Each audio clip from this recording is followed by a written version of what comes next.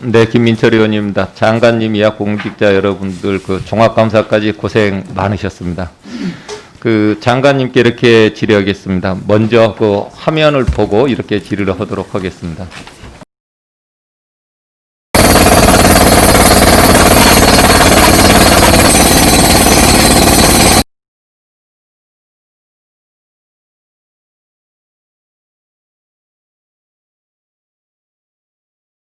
성남 미군 골프장인데요.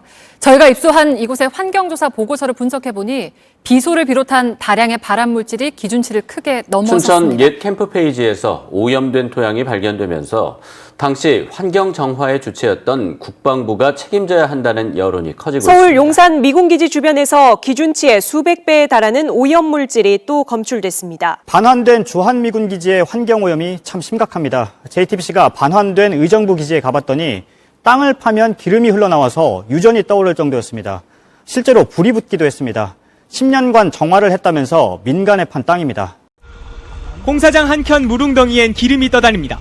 미군이 2009년 우리 정부에 반환한 경기도 의정부 캠프 시어즈입니다. 지난 3월 정화 작업을 마쳤다며 민간에 팔았는데 최근 개발이 중단됐습니다. 1급 발암물질 오염도가 심각한 수준인 걸로 드러났기 때문입니다. 정부가 캠프 부지 2만 3천 평을 정화하는 데 쓴 돈은 약 250억 원 정도.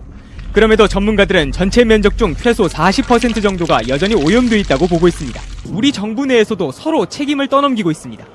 국방부는 정화 책임은 환경부에 있다는 입장이고 환경부는 땅 주인이었던 국방부가 해야 한다고 주장합니다. 네, 장관님. 예. 그 지금 이 영상을 보시고 어떤 생각이 드셨습니까? 예. 반환된 미군 비지에 항상 이 환경 문제 검사를 잘 해봐야 되고요. 네. 예. 정화를 하는데 많은 시간과 비용이 들 것 같습니다. 네, 일단은 거기에 있는 그 주민들, 우리 국민들의 건강이 제일 먼저 우선이겠죠. 어떤 예, 일보다도. 그렇습니다. 네. 그런데 이제 그 주한미군 공유국 주변지역 특별법 7조 1항과 8조 1항을 한번 보겠습니다. 거기에 보시면 그 종합계획 수립은 우리 그 장관님께서 최종 승인을 다 하시는 거잖아요. 예. 거기에 그 각 부처 장관님들을 이렇게 다 협의해서 하시는 거죠. 예, 그렇습니다. 네. 그런데 그때는 이런 문제가 전혀 없었다고 보고가 됐으니까 그 승인을 하셨겠죠. 예. 그렇다면 지금 이런 문제가 발생했을 때는 어떻게 조치해야 된다고 생각하십니까? 예, 정화해야 될 책임이 있는 데서 예, 그 부분을 정화를 해야 될 것 같습니다. 그런데 지금 이렇게 몇 달이 지나도 어느 국가기관, 뭐 국방부가 됐든 환경부가 됐든 어느 것도 나와보질 않는 거예요. 그리고 이 부분은 다 책임 떠넘기기를 하고 있습니다, 현재.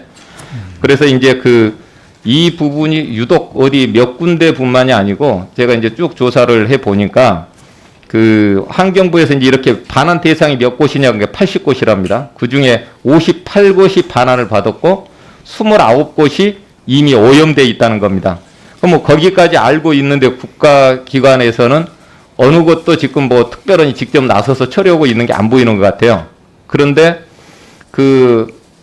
내년에도 지금 한 6개 지역의 미군 기지가 이제 그 반환되기 직전입니다. 거기에. 그래서 환경기초사 공동조사 현장까지 하게 되는데 그걸 하고 나서 정화를 하더라도 저 상태가 저대로 또 나올 수밖에 저는 없다고 봅니다. 여기에. 그래서 이제 그 장관님께서 이제 이렇게 쭉 보시면 저기에 인체의 해독, 그러니까 굉장히 이온 물질들이 굉장히 많이 들어 있습니다. 화면을 한번 봐주시면은요. 네. 뭐 생육에 지장도 주고 장기 노출, 인체 각종 장애, 뭐 저렇게 많은 그 인체에 영향을 주고 있는 오염 물질입니다. 여기에. 그래서 이런 부분들이 지금 치유가 안 되고 반환되고 있으면서 계속 방치하고 있다는 데 대해서는 장관님 어떻게 생각하십니까? 예, 방치해서는 안 되고요. 네. 저게 용산 경우도 사령부로 썼으니까 오염이 심하지 않을 거라 이렇게 얘기를 해도 녹사평역에서 계속 오염물질이 나온다는 시민단체의 지적이 있거든요. 그래서 그런 현실을 인정하고 어쨌든 간에 정부로서는 반드시 정화 작업을 해야 된다. 시간이 걸리더라도 그렇게 생각하고 있습니다. 의정부 캠프 시어지는 올 3월에 정화가 완료된 지역입니다. 그런데 지금 저렇게 봤을 때 그 오염 정화가 장관님께서 보더라도 그 오염 정화 제대로 안 돼 있는 게 눈으로 보이시는 글쎄요. 거죠. 그러니까 저런 네. 그리고 예, 여기도 보십시오. 나오겠죠. 이게 거기에서 나온 건데요. 예, 그 지하수가 있으면 기름띠가 이렇게 올라가 있는 거예요. 예, 그 불과 몇 달 그 정화를 끝낸 지역에서. 그럼 이렇게 네. 됐을 때는 그 국가 예산을 낭비했던지 아니면 부실 관리했던지 정화를 안 했던지 이럴 거 아닙니까? 예. 제대로 했다면 이런 게 나올 수는 정화가 없겠죠. 제대로 안 됐다는 걸 말해주고 있겠죠. 네, 그렇다면 그 한번 그 화면을 한번 봐주시기 바랍니다. 그 누가 책임이 가장 그 큰지를 한번 장관님께서 한번 저기를 보시고 한번 말씀을 해주세요. 그 캠프 시어즈에 관련돼서 저희 한번 화면을 보시면 책임 1, 2, 3, 4 쭉 있잖아요. 어디에 책임이 가장 크다고 생각하십니까? 여기 나와 있는 네. 부처에 대해서요. 예, 뭐 각자 뭐 이게 꼭 누구 잘못이다기보다는 어디서 그거를 정화하고 비용은 누가 내느냐 이런 게 더 중요하지 않겠습니까? 네. 그런데 여기에 보면 그 한 가지 주한미군 공여구역 주변 지역 지원에 관한 특별법 12조를 한번 이렇게 보겠습니다. 거기에 보시면 그 국방부 장관은 반환 공여구역 징발 해제 또는 잉여, 매각 처분하기 전에 지상물, 지하 배설물, 위험물, 토양 등을 제거해야 된다라고 되어 있습니다. 여기에 대해서는 국방부 장관이 전적으로 책임이죠.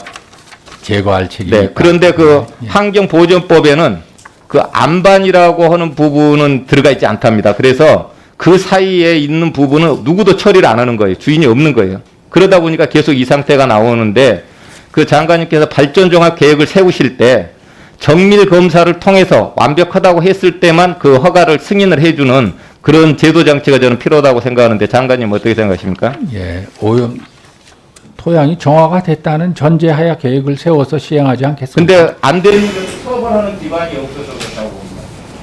왜 그러냐면 검증 기관도 열악한데고 처리 기관은 대기업들이 하는데 또 이런 상황이 발생돼 있는 곳곳에 지자체에서 발생되고 있는데도 불구하고 지금 어느 곳에서 국가기관이 어느 곳에 관심을 갖지 않고 있기 때문에 지금 이러는 게 계속 앞으로도 계속 더 있을 거라고 보입니다. 그래서 혹시 그 위원장님 우리 행안위 차원에서 이렇게 한두 군데서 이렇게 해서 그 현장 조사를 이렇게 한번 나가볼 수 있는 걸 논의를 한번 해주셨으면 좋겠습니다. 장관님께서 여기에 보면 안반이라고 하는데 그 옆에 들어있는 소지가 보호는 정말 안 한다는 거예요. 안반. 환경 네. 그 보존법에는 그러다 보니까 이분 측에서 넘어올 때 위험물도 다 제거하고 넘겨야 되는데 정화는 환경보다 이렇게 떠미는 거예요. 그 사이에 공백이 있는 거예요. 그런데 이 그 주한미군 공여기법을 보면 그 내용이 위험물 내지 토양 등 이렇게 들어가서 국방부가 책임을 다 저는 져야 된다고 생각하는데 장관님 생각은 어떻습니까? 그 법에 보면 이제 국방부가 하도록 돼 있으니까 그러나 그 실제로 그 실행하는 거는 국방부가 그 환경 오염에 대한 전문 기관이 아니라서 뭐 환경부가 하든 어디 뭐 공단에서 하든 하더라도 국방부가 책임지고 하는 걸로 규정상 나와 있으니까 예, 그 부분을 좀 국방부가 적극적으로 했으면 좋을 것 같다는 생각이 듭니다. 네, 그 부처 장관님을 확인하실 때 많은 공여부에 관련돼서는 장관님이 주도적으로 이 내용을 알렸어요. 예, 다른 부분은 그 상당히 많은데요. 이 부분은 청년도 이렇게 해서 같이 예, 국방부와 환경부 뭐 지자체 다 한번 의견을 들어보고 해서 종합을 해서 개선책을 마련해야 될 것 같습니다.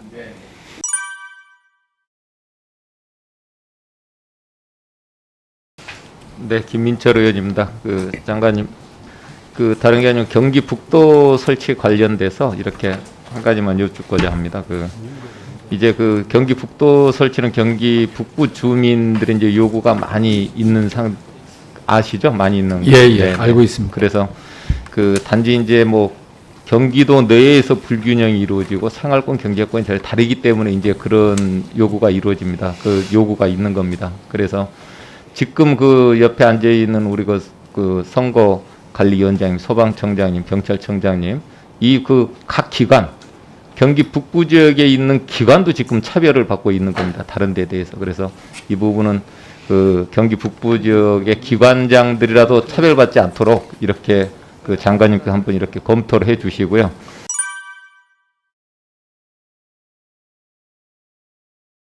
우리 경찰청장님께 한 가지 여쭙겠습니다. 예.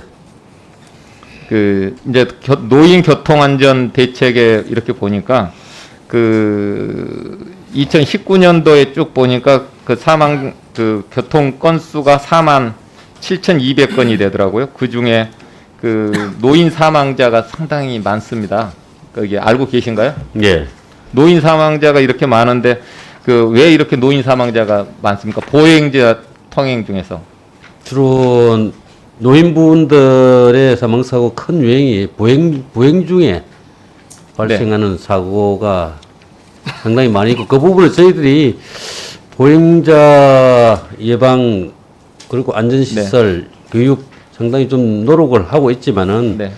그 아직도 가야 할 길이 상당히 많이 있는 걸로 네, 인식을 하고 있습니다. 네, 지금 이제 우리 사회는 이제 고령 사회로 접어들었고 26년부터는 이제 초고령 사회로 접어듭니다. 그래서 교통 안전 시설에 대한 부분도 여기에 이제 맞춰서 그 이제 연구를 하셔서 해야 된다. 근데 그 전에 한 가지 말씀드리면 이제 보행 횡단보도 건널 때 네. 이때 지금 뭐 보통 정상이 건널 때 1초당 1m 정도 걷는 걸로 돼 있잖아요. 예, 그렇습니다. 네. 그래서 이제 그 어린이 보호구역이나 노인 보호구역 같은 경우는 1초당 0.8m를 이렇게 걷는 걸로 지금 맞춰져 있잖아요. 예. 그래서 지금부터라도 지금 여기 노인 그 사망률이 그 거의 60세 이상이 65% 정도 돼요. 보니까 그 64.9% 나오니까 65%인데요. 그래서 이제 이런 부분 좀 예방하는 차원에서 횡단보도를 이렇게 건너실 때 정상인 기준보다 좀 탄력적으로 노인 보호구역이 아니더라도 노인 인구가 많이 사는 도시는 그 뭐 0.1초라 이렇게 좀 줄일 수 있는 그런 방법을 좀 강구해 주실 수 있습니까? 네. 기본적으로 노인 보호구역에서의 어떤 안전시설이라든지 그런 어떤 조정은 충분히 저희들도 적극적으로 추진하고 있고, 또 좀 참 어려운 그 저희들이 과제 중에 하나가 네. 그 농촌 지역 같은 경우에는 이런 어떤 안전시설에 의한 보호가 상당히 어려운 그 측면도 있습니다. 그러니까 고령화 사회의 그 교통 안전 시설도 이제 좀 거기에 맞춰서 연구를 해서 조치를 해달라는 뜻이고요. 예, 보편적으로 하여튼 네. 방안을 그리고 강구를 하도록 하겠습니다.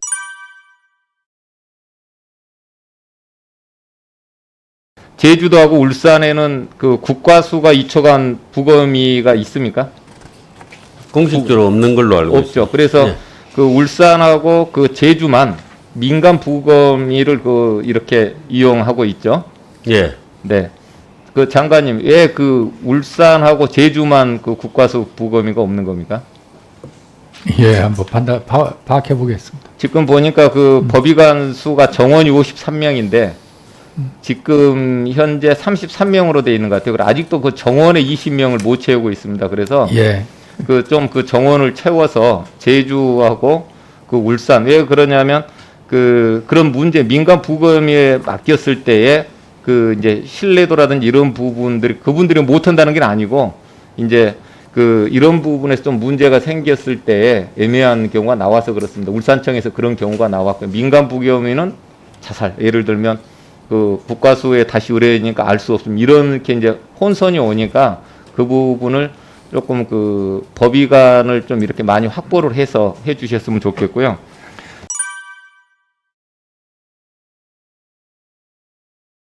장관님 그 아까 한 가지 제가 요청을 못 여쭙네요. 그 경기 북도 관련돼서 이제 그 패치 분합에 의견 수렴에 있는데 거기에 의견 수렴할 때 31개 시군의 전체를 의견을 다 수렴을 해야 되는지 북부 지역 그 도의회 의견을 거치고 나서 북부 지역에 있는 11개 시군만 그 걸쳐야 되는지 행안부에서 이제 그런 조금 유권에 대한 논란이 있는 것 같습니다. 그래서 어떤 게 맞다고 보십니까? 예, 저희로서는 그냥 이게 나눠지는 거니까 남쪽 시군부도 의견 수렴을 해주시면 좋지 않겠냐 이렇게 생각하고 있습니다. 그런데 그 보호 거기 의견 수렴에 보면 보호구의 시의회 지금 이중으로 의견 수렴을 하는 거거든요. 예, 예. 네. 그래서 보호구의 수렴으로 그 발언을 하고 그 북부 지역의 시의회 의견 수렴하는 게 저는 맞다고 보는데 어떻게? 예, 그런데 이제 그 또 남쪽에 있는 시군구에서는 자기들 의견도 좀 얘기하고 싶지 않겠습니까? 근데 다른 지역에 통합하고 이렇게 하는 거 전체 의견은 어떤 그래서 저희는 뭐 일반적으로 그 남쪽에 있는 시군 그 의견도 좀 수렴을 하면 좋지 않겠나 이렇게 생각하고 있는데, 다시 한번 검토해 주시고, 이렇게 해서 그 통합을 하거나 이렇게 좀 나누거나 했던 적이 있는 것 같아요. 그건 과거 사례 한번 좀 살펴보고요. 그걸